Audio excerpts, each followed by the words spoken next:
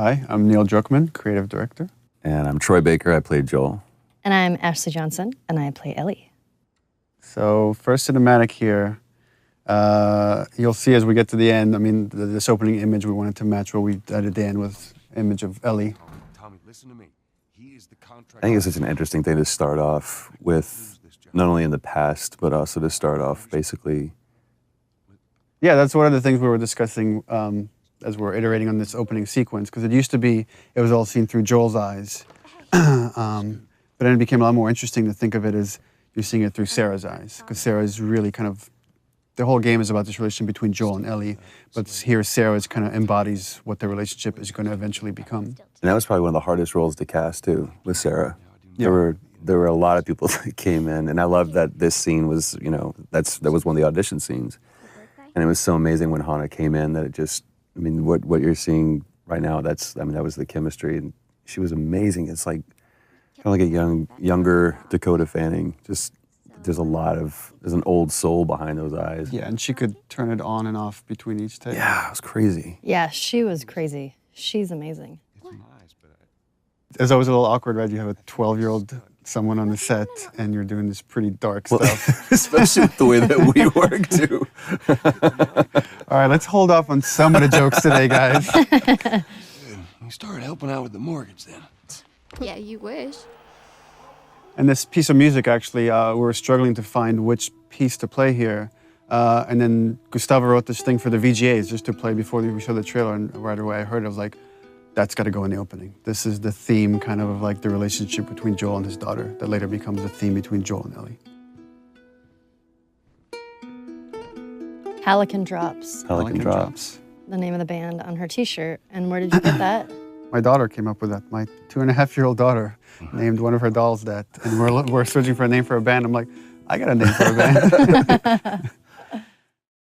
So this is going to be the first time that I've ever seen this scene. This was one specifically that I really didn't want to once we did it. And when we first talked about doing this, in the very, very beginning, I knew this scene was going to come. And it was, I told you, I was like, give me a heads up when this day comes, because it's not going to be a good one. Well, the thing with this scene, it's a super difficult scene to shoot. The first time we shot it, we did like at least 15 takes or something crazy like that.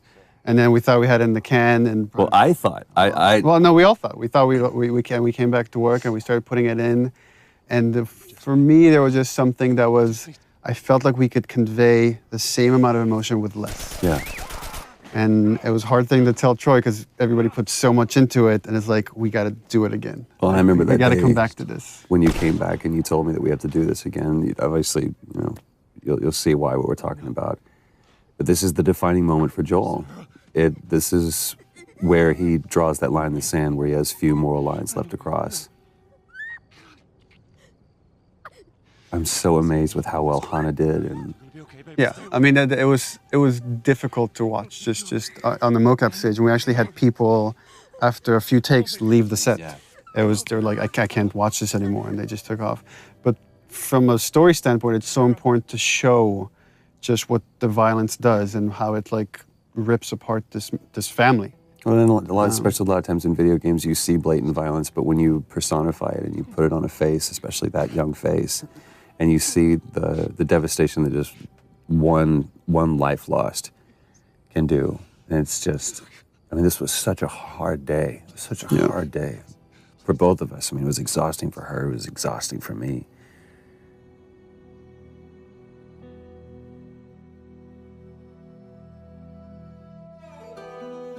So the opening credits, the thing with the opening, initially we didn't want to do opening credits, we didn't even have the idea for this, but the jump felt too sudden to go from Sarah dying to then 20 years later. And making up. We found that when people watch it in succession, they're not paying attention when we start introducing Tess in the world because they're still recovering from Sarah dying. So we're like, okay, well, let's have this opening sequence that can kind of help bridge the gap. And just had the idea of just seeing this time-lapse video of fungus growing, because so much of the disease and the outbreak is based on this cordyceps fungus that's spread through spores. So we contacted a group at Sony San Diego who did this whole opening sequence for us, and they actually got these fungal kits where they grew fungus like in their bathrooms and filmed this over like days to produce this thing. So everything you're seeing is actually it's real. It's not CG. It's not. It's all organic. except for the spores at the end, which are CG. Everything is real. This whole journey is like a dreamlike state, and you constantly see people waking up, and you see this multiple chime with Joel, and it's as if he's like remembering the past. He's always having these bad dreams throughout the game. That was always something that we had to keep in mind when we did this scene, because we shot this before we shot Sarah dying scene. So it's kind of like we knew that those were going to be in one way or another kind of butted up against each other. But this is such a great thing. Again, this was in the audition thing that we did when we were trying to find Tess. And when Annie walked in, it was just like, she walked in as Tess. We saw a lot of different people for that. How was your morning? And this was just such a great, because the relationship you see from going from Sarah and Joel to now Joel and Tess, it's just, I don't know, you see everything, like the house that he was in before was nicer. He looked nicer, and it's not just the years have passed, but those years that have passed haven't This been also kind. gets into something interesting for me as a writer, which is you have a certain notion of characters or how you want the structure to be, and then once it's interpreted through actors like Troy, it changes. Like I've always imagined as Joel doesn't really care for Tess. He's completely shut down, and Troy treated it differently, which is I think he really cares for Tess, and even though he might not show it, and we just kind of embraced that. And you kind of see that later when Tess gets infected. That wasn't how the scene was originally envisioned, that Joel has such a reaction, but it became a lot more interesting to own that. Well, and also how much this relationship changed over, I mean, time and different writing iterations and just conversations that we had about this. Even, within the last month or so, we've had conversations about this. It's like, what is their relationship? Because we never define it. I think anybody else would have put it on the nose, they're lovers or whatever. There was one note that you gave, it's like, for one specific take, and it said, let's just assume that there was a fight last night over what, we don't know. This is that moment afterwards. So it was like this awkward tension between the two of us. But there's no like loving embrace, there's no kiss that Joel and Tess have. It's just such an interesting relationship. And the challenge was to try to, how much can we convey just through nonverbal interaction? Right. Our first torture scene. And it's with the lovely Robin Atkin Downs, which I was just joking and saying that it's not a Naughty Dog game if Robin isn't getting the shit kicked out of him. He's been in every game since Uncharted 1. And we just put him through the ringer on this one. Poor guy.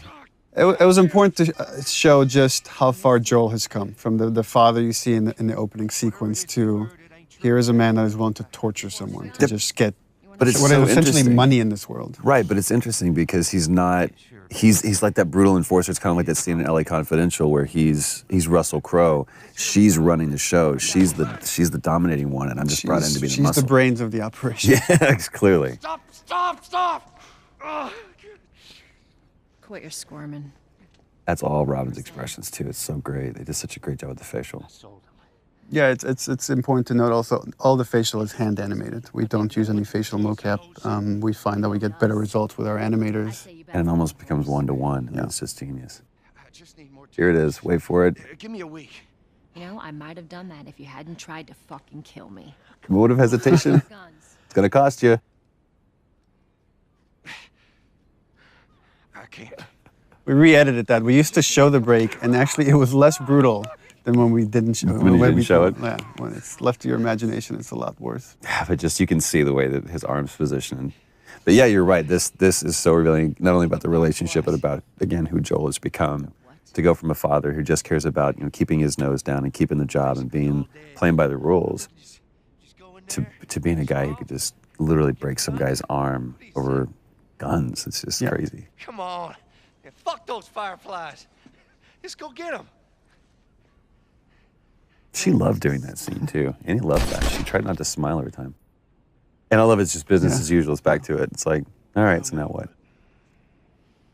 And we're about to meet the very talented Merle Dandridge. Ah, Merle. Now, here's something interesting about this. Again, going back to the audition, that process. We saw a bunch of different girls, even girls that we had originally seen for Tess, we brought back to see. They're all really Marlene. good. They're fantastic. And then Merle came in and just, And there I was wasn't, no question. and I wasn't there for that. And Ashley can chime in on it. Or no. Ashley was part of the audition for Merle. When she came in, it was hands down. Yeah. It's like, that's Marlene. Come on. It's funny that all three of us knew like right away that, yeah, she needs to play Marlene. But you said we ended up setting up a special thing just for her Yeah. because you're like, you've got to see her. I want you to Yeah, see her. we had callbacks, and she was busy. She couldn't make it. And we had a special day of callbacks just to bring her in because we felt really confident that she could do it.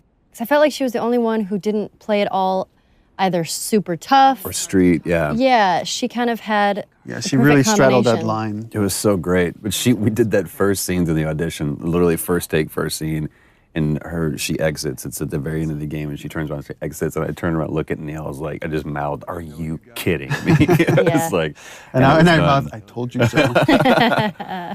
Yeah, she did such a great job. This is another kind of thing that I think is I'll show you the weapons. interesting that's happening in video games where we see two really strong women characters, What's it gonna be? female characters that aren't being over-sexualized. They're just strong women. Follow me. Here we go. Ellie's introduction. Yep. And this stuff is all shot out of sequence. So it's I don't know, maybe you guys should talk about the process of how you get into that state. Kind of young, aren't you? She's not one of I'm trying to remember that. I just really like the fact that the first time you see Ellie, you see her knife first. Right. I just think that's You see that kind she's of a awesome. fighter. Yeah. I forgot that was the first time that you saw Ellie. That was the first scene. Ellie. That just from the get-go, she's fighting. Yeah, but and it's not just she's fighting because she really cares for Marlene. That's kind of Yeah. the I'll meet you at the Capitol. crux of this is that you see these two characters really care for one another. You're capable. And I love in such a short time you see between Marlene and Ellie, there's this connection that's so Right. important because that has to carry through to the end of the game when Marlene shows up again. Back in our camp. Well, even like just the positioning of the two people. I mean, it's Joel and Tess versus Ellie and Marlene. And just like, it's so interesting watching, right, Joel here doesn't even make eye contact with her. He doesn't even acknowledge her existence. Right. She's not crossing to that part of town. I want Joel to watch over her. Whoa, I don't think that's the best Ellie. idea. Him? Our first fight. Here we go. Bullshit! I was close with his brother Tommy. Said if I was ever in a jam, I could rely on him. Was that before or after he left? Just reminding the player, like this guy you saw in the beginning, Joel's brother, he's changed too and he's been involved. Yeah. Just get hints of, There's a falling out between the two yeah. of them. And it's just as you go on, you're starting to fill in that 20-year gap. Just cargo, Joel. No more talking.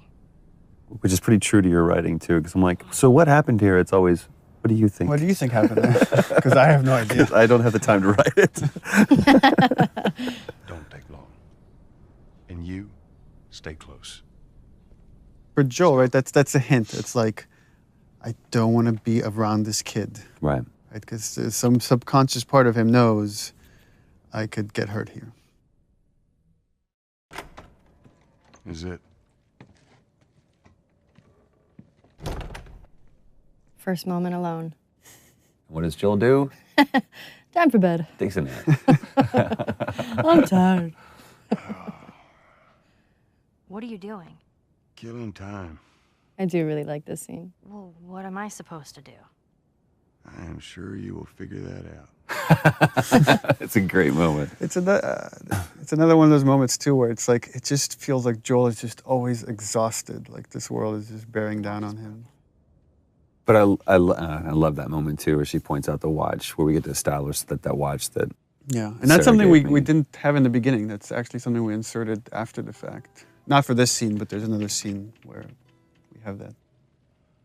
But I also love, like you said, the kind of the juxtaposition between Joel and Ellie, to where Joel's just, like you said, weary and exhausted, and you have this total opposite, almost antithetical thing of like this naivete and this childlike behavior that's wanting to explore. And it here shows up in this. she's talking about having bad dreams, like the idea that they are both carrying this baggage with them, and it's how they first connect.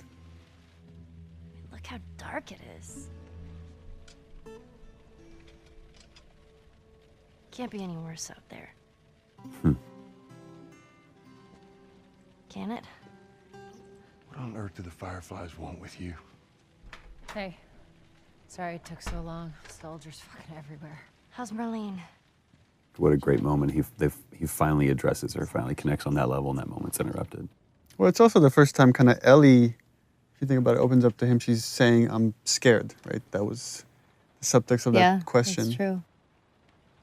Go get some guns. Don't do anything stupid. Move. Turn around, on your knees. It's such an interesting thing that we're like 2 hours into the game and we're still the enemy, if there is one, or just other humans, it's other people that are on other sides of the law, but there's no infected, there's no clickers, there's no anything. Look the other way. I can make this worth your while. Shut up. Tired of this shit. What's the ETA? Couple minutes. I love the attention to detail, the rain falling off their faces. She's the one that strikes out first. Then it's interesting how Joel instinctively, when a gun is pointed at Ellie, he acts. Yeah. Again, there's something subconscious that he feels like he has to protect this girl, even if he doesn't realize it yet. Here it is. Jesus Christ. Marlene set us up? So this is starting to build up that conflict between Joel and Tess. Yeah. And this is something we struggle in the story for a long time, is like, how do we motivate this guy that shouldn't really want to do this mission? How do we get him to take on this mission to carry Ellie across the country? And it was through Tess. So if we get Tess to really buy into this thing, and then we, Tess gets infected, and she can convince Joel to take this on. At least initially, at least until we can spend long enough time with Ellie so they can connect. Yeah. And then it becomes about something else. I'll also say, Ashley, when we were doing this, the way that you conveyed fear, because that's a very scary situation that you're in, because you felt like your back was against the wall. Yeah, this is where we really, this is where we kind of show you the difference between Joel and Tess. Yeah, because you're starting to see Tess really kind of buy into this, and you see some hope. Well, the thing I like about your performance here is you really get the sense of the conversation she's had with Marlene and the struggles she's been going through the past 3 weeks. She said that they have their own little quarantine zone with doctors there still trying to find a cure. It's where you see just deep inside how much Tess is desperate for any kind of redemption. Whatever happened to me is the... Remember, Ashley, we were talking about the scene and the idea that Ellie's not sure she believes in this thing. She feels this whole thing is insane and ridiculous. I remember that. I believe the direction I gave you was like, imagine you're giving yourself a compliment. Yeah. If you as a person in real life found out you were the cure for mankind. I'm kind of awesome. Yeah, you apparently, wouldn't. so I am the especially Messiah. in that 3 weeks, you wouldn't, it'd be hard to own that. All right. Now watch your step as you're going out, because it's going to be a little... Little brat. I love the dynamics of this scene where it's like Tess has this secret, right? She's bitten. She's not telling Joel or anybody yet. Joel here for the first, again, he's connected. He can't help it. Oh, is that everything you hope It's the first time he's like saying something semi-nice to Ellie. But there's still this layer of cynicism behind it. Can't deny that view. Come on, this way. He gets taken away by that childlike wonder. And this is something we added after the fact, the watch. The watch wasn't, we didn't have the watch at the time. Yeah. And Joel was just crossing his arms, and I asked the animator to like, oh, could you just flip his wrist and have him look at the watch? Yeah. This moment is reminding him of Sarah. Yes, ma'am. I love that. It's almost a warning from Tess to Joel, like kind of like last words. It's like this determination, and you're not sure why. What's Yeah. different now, Tess?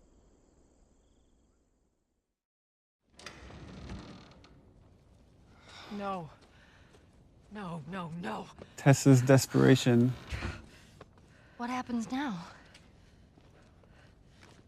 I love and it totally comes across without many words or anything, just through the expressions on Joel's face, which is, I've put up with this long enough. Right. This is over. I've indulged you enough, Where's Tess. this lab of theirs? Oh, she never said. She only mentioned that it was someplace out west. What are we doing here? This is Yeah, not. that calm, pacifying, trying to talk some sense into you. I know that you are smarter than this. Really? Right. Guess what? We're shitty people, Joel. It's been that way for a long I time. love the fact that her character, It is over, Tess. she knows she's going to die any minute, but she's still holding on to so much hope Go Yeah. home. I'm not that, well, she's different. going anywhere. Right. Look at her bite. The world could still change. And it's kind of this theme that, like, this idea of I've done all this crappy things, but it's all okay if I could do this one thing right. Right. And then that kind of moves over to Ellie, and we see that theme later when Ellie like talks about it can't be for nothing. I got to point this out. Everybody else, because this was a part of the audition scene too, everyone else did that "don't touch me." They screamed it out, and I love the way she did that, where it was like that first "don't touch me." And it's Yeah. just that realization. And I love the fact that Ellie's the one that figures it out, not Joel. Oh, Christ. And again, the back and forth Annie's doing between this freaking badass to such vulnerability and constantly jumping back and forth, and she brought that every take. We're all like, because every take she's like full on crying by the end of it. She's incredible. You're right. She's such a badass, but she was so vulnerable at the same time. It's just such a, Shows Hard two thing to sides of the play. same strength too. God, I'm such an Annie fan. You have to feel some sort of obligation to me, so you get her to Tommy's. I remember you coming out of a take, and Troy's like, look at me, he's like, you don't understand. You're not right there staring into her eyes. I can buy you some time, but you have to run. You want us to just leave you here? Yes. There's no way that. This moment where like Joel's like in denial, is like, there's something I could do. They're not even understanding, like, she's gone. She's already gone. There's nothing he could do right now. And also, she is just laser-eyed on Joel doing that, even though she's talking to Ellie. No, just go! This fucking... Tess has to snap him out of it. It's like, you know that you have to do it. Ellie. And I believe this is the first time Joel refers to Ellie by her name. I don't think anywhere else in the game he does that. Beforehand. And again, it was important to stay. We stay with Tess, just showing. Here's her emotions finally coming through when Joel is gone. I like how I don't remember if we talked about this, but Ellie has just this clearly a problem with authority, where somebody's telling her what to do. Yeah, for sure. I think that also, I have a problem with authority. So that came out a little bit in Ellie. Tess. I don't even know what Here's how this thing's gonna play out. You don't bring up Tess. Yeah, that's so. Joel knows what he needs to do to survive, which is just let go. Needs to let go fast of these things, or they will kill you. Don't tell anybody about your condition. They That's think you're great. crazy little I love that he refers to And lastly, you to do that as her Condition. what I say. He can barely acknowledge. Just We're he's still trying to search for the term for it. You being the whole cure for humanity thing. Good.